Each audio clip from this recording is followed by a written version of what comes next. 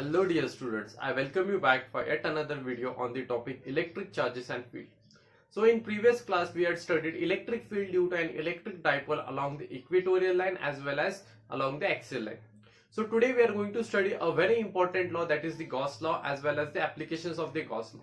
So before moving towards the Gauss law, I wanted you to tell you regarding the charge distribution into the conductors. Okay, it's a very small concept. We'll finish it off soon and then we'll come back to the Gauss law. So we'll study first charge distribution in a conductor. Actually this concept should be taught earlier, I just missed it. Okay, now charge distribution into the conductor. In some textbook you will find that continuous charge distribution into the conductor, because in conductor you will not find just one or two charge, you will find infinite numbers of charges. Okay, so first to begin with we are going to study a linear charge density. Now students, all of you are aware about the density. What is density? Mass per unit volume. But as I told you in very first lecture that we are not going to deal with mass. In this topic we are going to deal with charge. So linear charge density is defined as charge present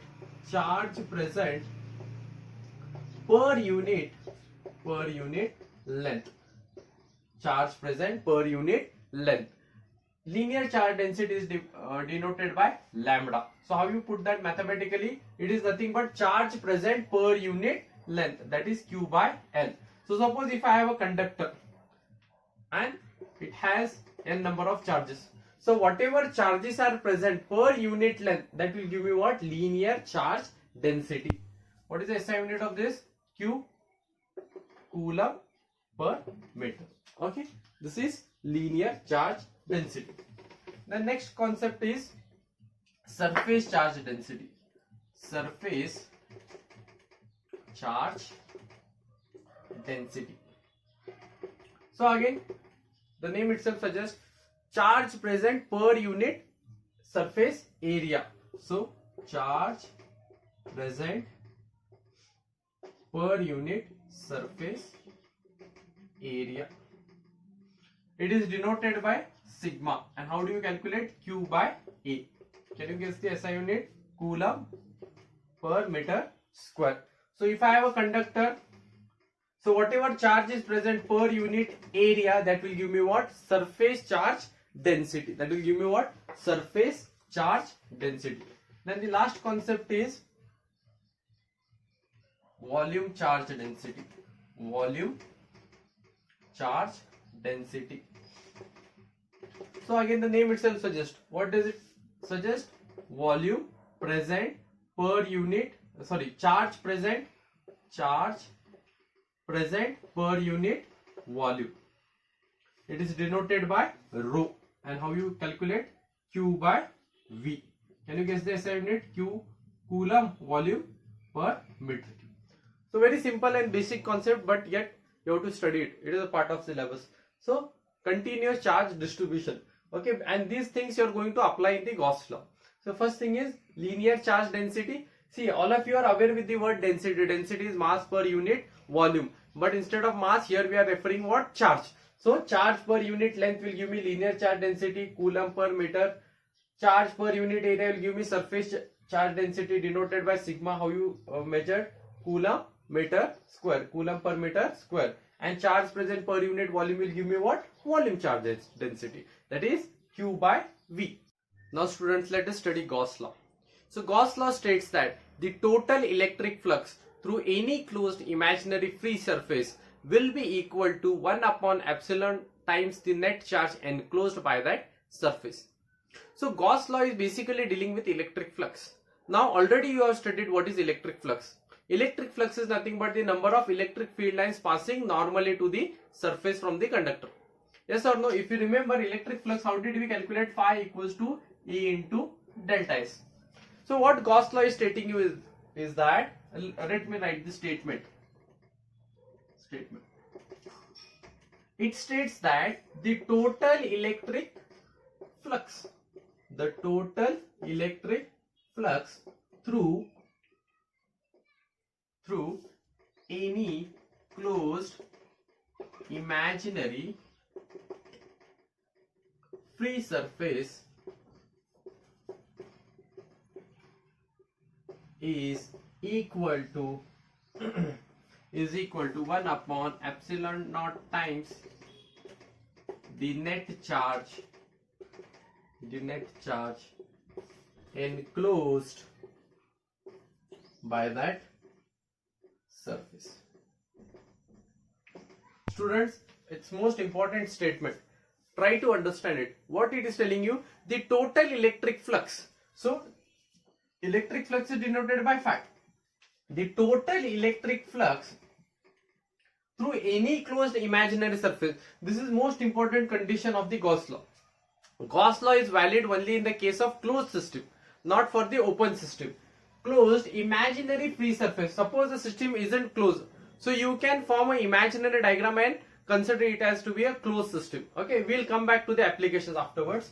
So the total electric flux through any closed imaginary free surface will be equal to how many times? 1 upon epsilon naught times the net charge enclosed by that surface. So this is the statement of the Gauss law.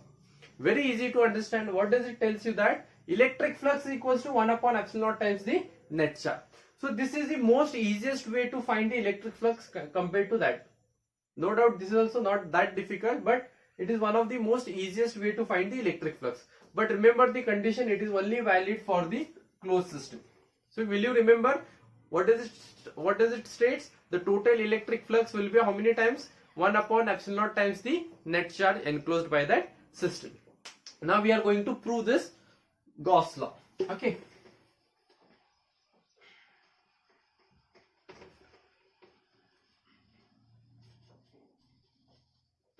So we are going to prove this Gauss law.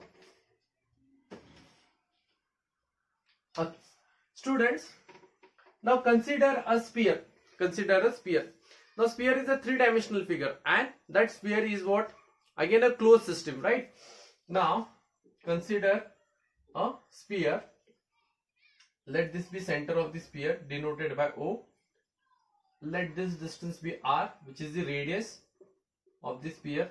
Now what I am going to do is, I am going to take a small portion of this sphere. Okay, you can imagine a football, which is a sphere itself. I am going to take one patch of that football. If I take those all patches and again I assemble it, again I am going to get that football back. So same thing, I am just taking one patch out of it, or I am considering one small figure, okay, which has an area of ds, A and B. So here there is one charge at the center of the sphere.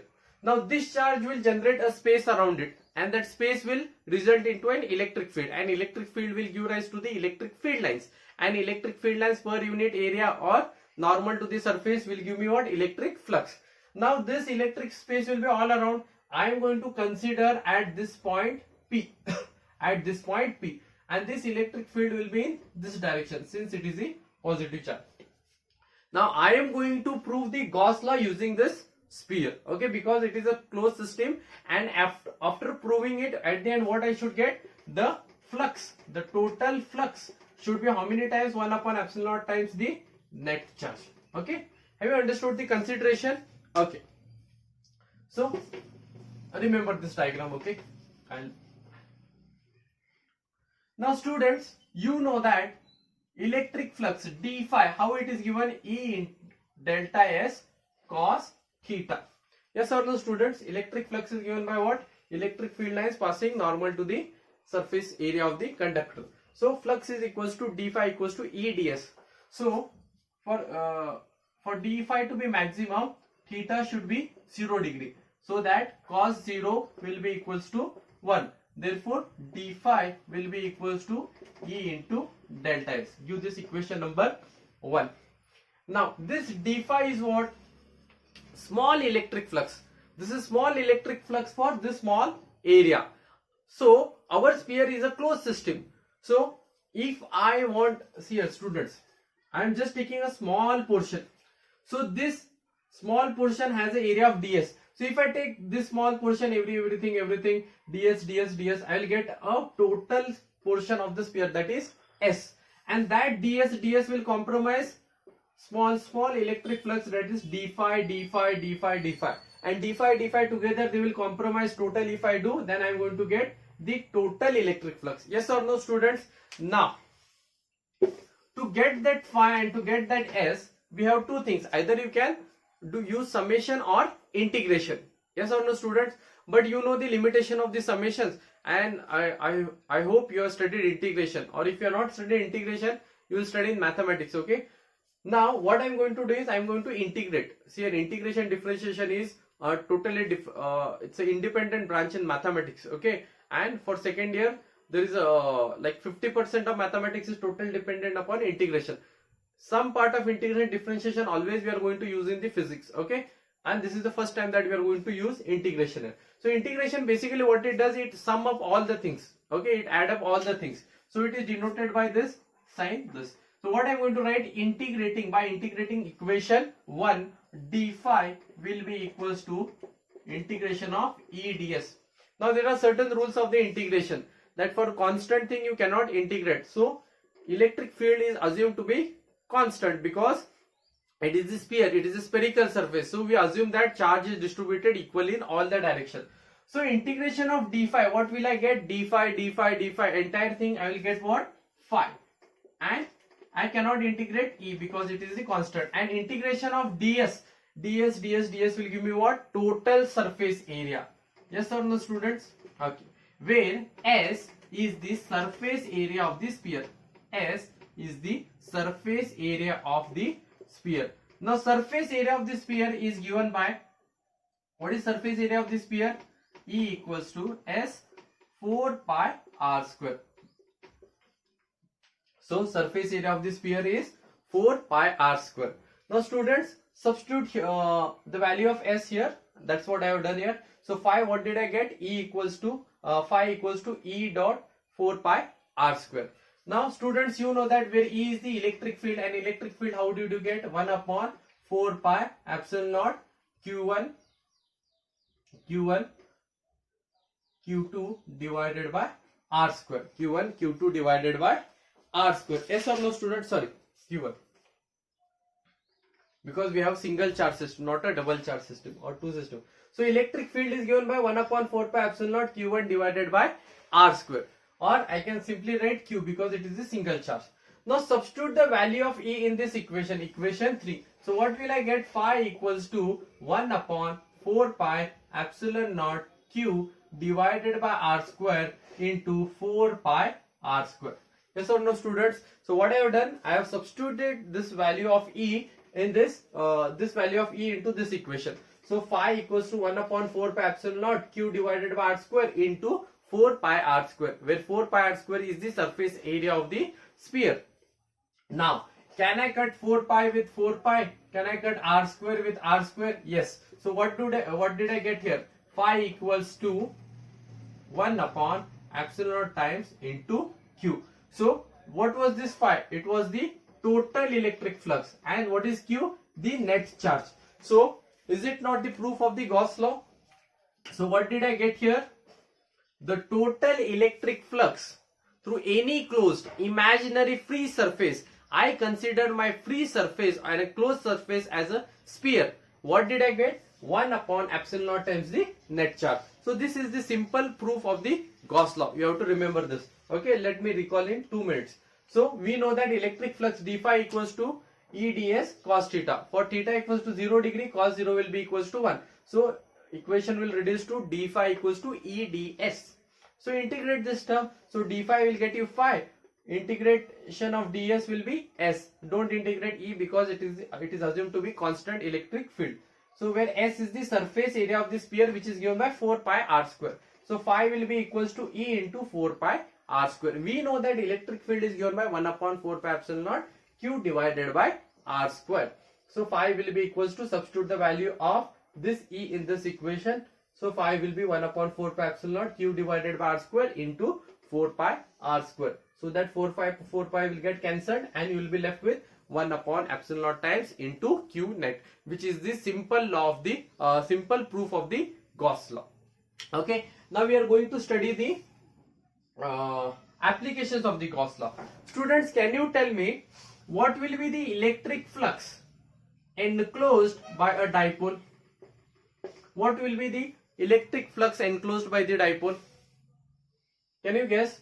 See here, if you remember dipole, what is dipole? It is a system of two equal and opposite charges separated by the certain distance. So total electric flux enclosed by the dipole will be 0. Why? Because there are two equal but opposite charges, minus q and plus q.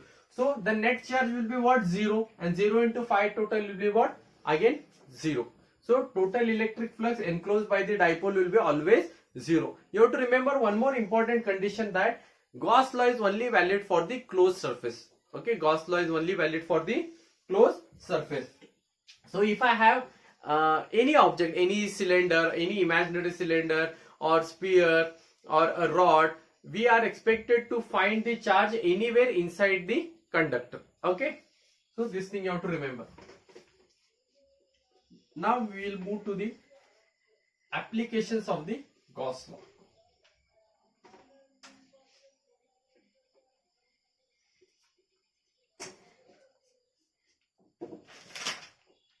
Now students, see here, applications of the Gauss law. Now students, imagine if I have a long infinite conducting wire.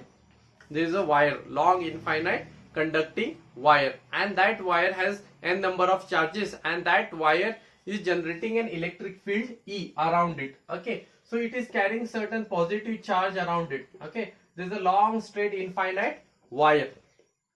Now you tell me, is it a closed system or open system? Definitely it is the open system. So will it be convenient to apply the Gauss law? No, not possible. But Gauss law has told you very important thing. You can assume to be system to be closed. Okay, that's what he said, an imaginary closed surface area. So what I'll draw an imaginary cylinder around it, which is assumed to be a closed system. Students, please try to understand this. Let this distance be r. Let this point be P, in which we are going to find the electric field E. So the direction of electric field is in this direction. So students, please try to understand. I have a long wire which is a charged wire, and charged wire will be responsible to generate the electric field. Now taking help of the Gauss law, we are going to find the electric field. Please understand, we are going to find the electric field by application of the Gauss law. So the wire, which is an open system, I am assuming that wire to be a closed system by drawing an imaginary cylinder around it. And I am interested to find electric field at this point P, where R is the distance from the wire to the point P, and the direction of the electric field is in this direction. Okay, now the charge is in this direction. Now students, very important thing, I am just taking a small portion of the cylinder which is having an area of ds. So ds, a small portion area, will give rise to the small electric flux. Yes or no? So this small area ds everywhere, I'll get what? Total area S. And that total area will give you what? The total electric flux phi. And using these two things, we are going to find the electric field. Okay, are you understanding the consideration? Okay students, then we'll start the derivation. So have you understood the consideration? Okay, now again start with the same thing. So you know that electric flux d phi equals to E ds cos theta. Yes or no students? So for theta equals to 0 degree, cos 0 will be equals to 1. So d phi, what will I get? D phi equals to E ds. In exam directly you can write this. You did not show this. Okay, are you understanding students? Now see here students, again you need to integrate this equation. So d phi will give me, integrating this equation, d phi, and integrate this equation E ds. So integration of d phi will be phi, and integration of ds, don't integrate E, ds will be S. Are you understanding student? Where S is the surface area of the cylinder, where S is the surface area of the cylinder. So you should be able to know what is the surface area of the cylinder, what is volume of the cylinder, what is the volume of the sphere, everything. Okay, in mensuration you have studied this topic in mathematics. So surface area of the cylinder is given by what? 2 pi RL. So surface area of the cylinder is given by 2 pi RL. Now students, what is phi equals to? Again, according to the Gauss law, the total electric flux is what? 1 upon epsilon naught times the net charge. Yes or no students? Now look carefully here. Phi is equal to E2 pi RL. Phi is also equal to 1 upon epsilon naught times Q. So both equations are equal. So can I write E2 pi RL equals to Q divided by epsilon naught? Anything wrong here? So students, if you remember Q, before starting the lecture I had told you regarding the charge distribution into the conductor. Now this conductor is a long conductor, okay, infinitely long conductor. So which will be better to use, whether to use area, volume or length? Definitely the length. So you know that linear charge density is defined by lambda, and lambda, how do you get? Q by L. So lambda is Q by L. Then from this equation what will be? Q equals to lambda L. Q will be equals to lambda L. Then substitute the value of Q into this equation. So what will I get? E2 pi RL. Instead of Q, shall I write lambda L equals divided by epsilon naught. Epsilon naught. Now students, now you can cut this L with this L. So what will be? E equals to lambda. Take this down, 2 pi R epsilon naught. या फिर you can write epsilon naught 2 pi R. Okay. So this is the expression for the electric field due to a long straight infinite charged wire. Okay. You can write the same equation in vector form also. E equals to lambda divided by epsilon naught 2 pi R into R cap. Okay, where R cap is the unit vector. So this is the most important application of the Gauss law, where I had a long charged wire, infinitely long charged wire, which was not a closed system but it was the open system. So what did I do? I took help of an imaginary closed cylinder which is assumed to be a closed, and I applied the Gauss law. Before that we had applied the electric flux formula, that phi is equal to EDS. Integrated, you will get phi ES, where S is the surface area of the cylinder, which is given by 2 pi RL. So phi is equal to E into 2 pi RL, and phi is equal to 1 upon epsilon naught times into Q. So substitute this both equations to be equal. E2 pi RL equals to Q divided by epsilon naught, and using the formula of the linear charge density, lambda equals to Q by L, so that you will get value for Q. Q will be equals to lambda L. Substitute in this formula so that LL gets cancelled, and E equals to lambda divided by epsilon naught 2 pi R. So from this you understand most important thing is that electric field is independent of the length of the conductor. So you take any length, the electric field will be not affected by the charge. Are you understanding? By the length, sorry. So from this equation you can assume that electric field is inversely proportional to the R, where R was the distance from that point, from that center of the wire to the point, but it is not depending upon the length, so that L is been cancelled. So what did I get? E equals to lambda divided by 2 pi R into epsilon naught. Okay.